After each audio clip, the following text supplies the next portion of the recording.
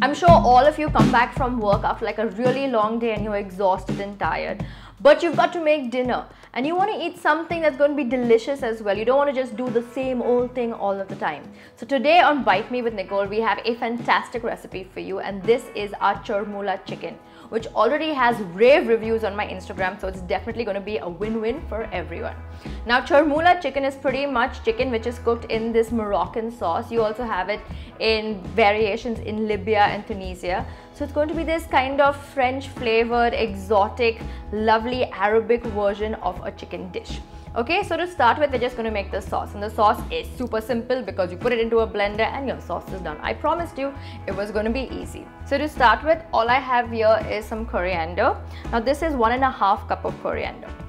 Now I use coriander and try and augment it this way because not everyone can find parsley so easily on this side of the world. So if you can't find that much of parsley, go ahead and use some coriander. And this is the lovely parsley going in, and like I said, stalks as well. It's easier that way as well if you're not going to sit and pick things out. You're not wasting time then. Next, I have mint leaves. Now this is just 1/2 cup of just the leaves, and you're going to pop that in as well. Traditional Churmula recipes probably won't call for the mint, but I like adding mint to it because it adds this really nice aromatic and lighter flavor as well. Now after the mint, I'm going to add some garlic, and over here I have 5 to 6 really large cloves of garlic, and I've also have 2.5 green chilies over here. Now you don't actually have to add the chili if you don't like spicy food. It's just because I love that lovely herbaceous taste that you get from green chili as well as the spice. Okay, so just push that down. Next, I have anchovies. Now anchovies are they just get such a bad rap. They're so delicious, they're wonderful, they're full of umami. This smells so delicious. Now this is optional, but I think it really adds to the whole dish, especially if you're going to use the Churmula sauce for things like chicken and fish. It's going to amp up the flavor of the chicken or the fish itself. So if you have anchovies, please, please, please, I beg you, use them. So this is supposed to be 2 anchovies, but I'm a glut for anchovies and I have 3 over here. Next, we're going to add 1/4 cup of olive oil. Now you need the olive oil for the whole thing to kind of grind in the mixer for it to blend more easily. Now I have over here 1 lime. If you have lemons, that works just as well. Just happen to have a lime on hand, so I was like, I'm just going to add some lime zest in here.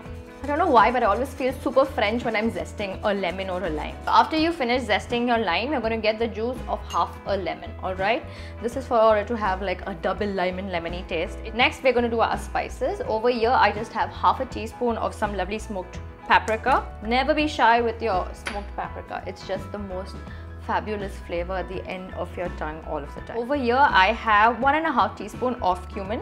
This is the biggest flavor, and you have to add cumin. Next, we have coriander powder. So this is 1/2 teaspoon of some coriander powder. Next, just give it a smoosh down. Okay, so I shall be back after blending this. So in less than 30 seconds, your sauce is done, and you want it to be this lovely bright green herbaceous paste. Okay, and look at this. Now I know lots of Indians are saying, okay, this looks like chutney. This does look like chutney, but do not put it on bread, please, because it has a lot of raw garlic in it. You want to cook this down and make this lovely, silky, wonderful sauce. Ooh, it smells so good. Okay, so next I have my chicken over here, and I have pretty much all pieces of a chicken. So this is around 650 grams of chicken. If you want to use the best part of chicken for this, I would suggest go ahead and use just chicken thighs, but take off the skin because the skin just lets out too much of fat. Now to the chicken, which I've already added about 1/2 teaspoon of salt, I'm going to add 1 tablespoon of the Churmula sauce, and I'm going to rub that in, and then I'm just going to let it sit for a minimum of 15 minutes. If you have a lot of time, go ahead and leave it for about an hour if you have that much time to just play around and sit down and, I don't know, watch a movie and chill or something. Now you're going to start searing your chicken on a really, really high flame. But before you start doing that, you're going to turn your oven on to 180 degrees and preheat it for about 10 minutes. So while you're letting the chicken rest, start preheating your oven. And in my skillet here, I have about 1.5 tablespoons to 2 tablespoons of olive oil. Once your oil is like super hot, you're going to start getting your chicken, and you're going to start putting the scored side down. So this is the side which you've cut and made lines and made sure that the Churmula sauce has gotten into the chicken, okay? And you're looking for a really lovely caramelization on your chicken.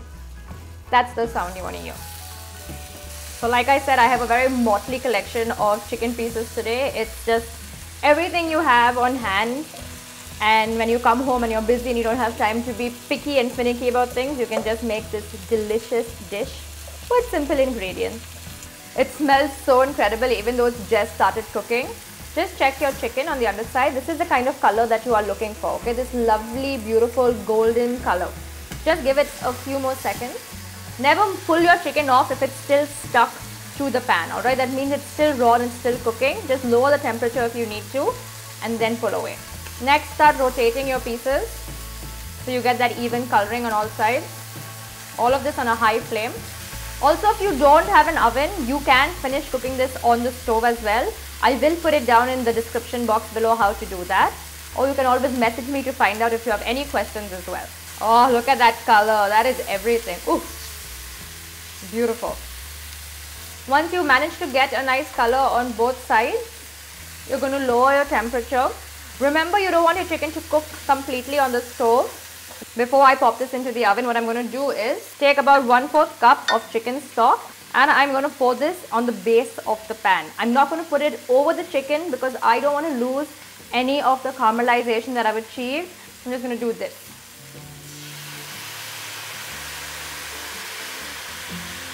Alright, turn off the flame. So I'm just going to pop this into the oven now. Now, because my pieces of chicken was slightly bigger, it took me about 18 minutes to cook them completely. And in case you want to check if your chicken is done, if you have a meat thermometer, just stick it into the thickest part of a piece and the temperature should reach 75 degrees Celsius, and that's the safe temperature for all cooked food, especially meat and chicken. Okay, so mine is completely done.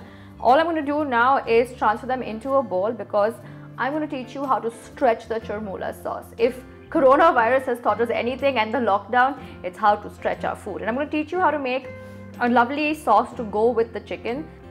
We are going to cook the sauce in the exact same skillet, and that's why we're taking out the pieces of chicken. Can you see all that lovely fat that has come out from the chicken and all that flavor and just the sauce being cooked down from the chicken itself? That's what we're going to use to flavor the base of our sauce. So if it looks too dry, then go ahead and add some oil, but I don't actually think I need any oil because I have the oil from before and also the fat of the chicken. Now over here I have half a small red onion, and this weighed out around 80 grams. It could be less, don't worry. It's a very easy to adapt recipe. So now you just want to start picking up all of those lovely bits of chicken that are stuck to the pan, all that lovely caramelization. Now lower your temperature, you don't want anything to burn. All you're looking for is for your onions to soften a little bit, alright? They're going to add body to your sauce. That's going to give you that thickness and volume as well. So just lay it in a flat layer and then you stir it every couple of seconds. Now while your onions are softening, what you're going to do is get 1 clove of garlic. Like I said, chefs love garlic, and if I can put garlic in a bigger quantity into a recipe, you can be sure that I'm going to do it. Just stir the garlic around with the onions. And see, cooking it on a nice medium to low heat is helping the onions soften more gradually. And that also helps build flavor and caramelization on the onions as well. So once your onions are nice and soft, they don't necessarily have to be completely translucent, just softened. Okay, you're going to get your chermoula sauce. So when you're adding your sauce, you're just going to turn the flame up a little bit. So you want it to be on a medium to an almost high heat. Okay, and then you just add your sauce. And there's our sauce. Just give it a lovely stir. We're going to wait for the sauce to turn even darker than this because that means the herbs and all of the spices have been cooked down properly. You just want to make sure to keep stirring the sauce for the first few seconds and it will smell so great, guys. It's just such an easy, simple, and it has so much to offer. This dish is just delicious. Next, you're going to get some chicken stock. Now make sure your chicken stock is hot, and this is 1 whole cup of chicken stock, alright? And you just add this in. And then you just kind of slowly stir it to incorporate the stock into the sauce. Okay, so once it starts bubbling like this, you're going to lower your temperature and you're just going to wait for it to thicken a little bit. So to the sauce, I'm going to add about half a teaspoon of salt. So you can see that the oil is separating from the chermoula sauce itself, and that pretty much means that your sauce is cooked through and it's done. So like I said, it's so quick, it's so easy. You can have a delicious new meal like every single day if you follow the Bite Me channel, because we have such easy recipes. So now I'm just going to get some lemon and just do a tiny squeeze. Remember to taste for salt just before you put your stove off, alright? And that's it, your sauce is done. And now I'm just going to place my chicken atop the sauce, alright? I don't want the chicken to be drowned in the sauce because I don't want to lose that lovely caramelization and the crispy little edges on top.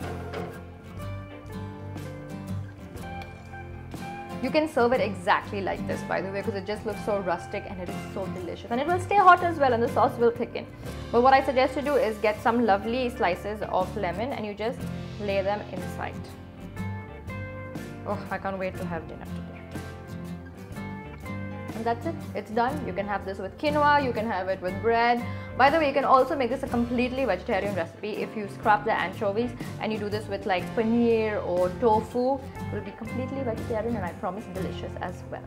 Now I'm going to go and eat. And now, like so many of our busy nights, we just curl up on the sofa with our dinner on our hands with our cat and we watch some television and have a spectacular meal.